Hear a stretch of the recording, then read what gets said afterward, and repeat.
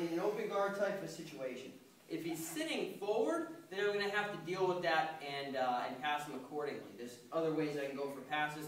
The two passes we're going to cover now in these two curriculum days are if I push Coach Josh back. So the way I'm going to start off with this, if he's not doing it himself or if I haven't already gotten him there, is I can lift up on one of his feet and I can push at his head.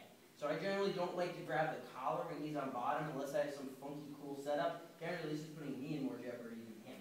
So when I am in this position, I push on the head, lift up an ankle, and I put him flat on his back. So if he's sitting up and he's giving me too much trouble, again,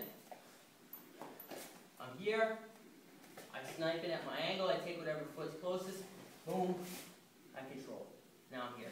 Immediately I get my grips. I'm not on the kneecap, I'm a little bit inside the knee with both my hands. I just get a pinch and I grip it. Most of the grip is done with these three fingers. Here. Once I'm in position, a lot of different guard passes I can go over, one of which just being our classic knee cut pass. So the right over left or the margarita pass. So as I'm in this position, I'm going to step my foot nice and close into Josh's thigh. As this knee drops to the ground, my elbow is going to drop to his far hip, and I pin my knee to the mat as my head pins to his far shoulder. I secure my underhook. Generally, he's going to be pushing off my hip. I pluck this arm up, slide my knee up past his shoulder. My knee now will trace his body and go back to his hip. I reach under the head, flatten him out. Here again, I've got my grips. I need to step close to the thigh. I cannot drop my knee from here to the ground. I've got to step close and watch what happens to my left foot. Comes out. Step, step. My left foot comes out. As this knee drops, my elbow drops to the far side. My head hits that far shoulder. I lift up on this elbow. And if he's still hanging on to my foot, go ahead. Yeah, like with his feet. Yep, here. I'll kick off. I need to pluck this arm, slide it nice and high, settle myself right back down into a nice tight position. That's my traditional knee cut pass from the open guard. Now I'll go into more of a knee on belly transition directly from the open guard.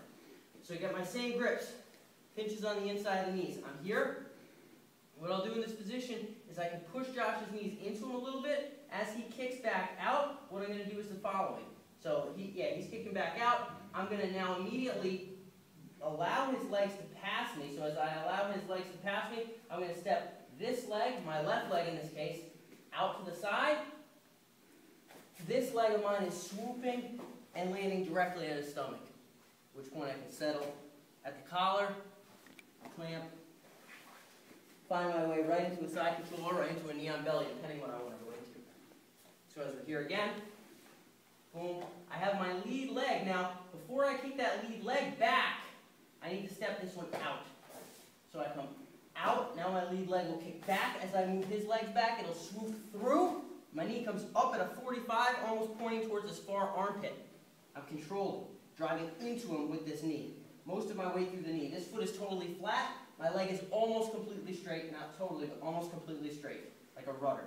I can reach underneath with the far collar. If I want to control from here, great. Otherwise, I'll settle, drop down to a nice side control, reach underneath, and get it nice and snug.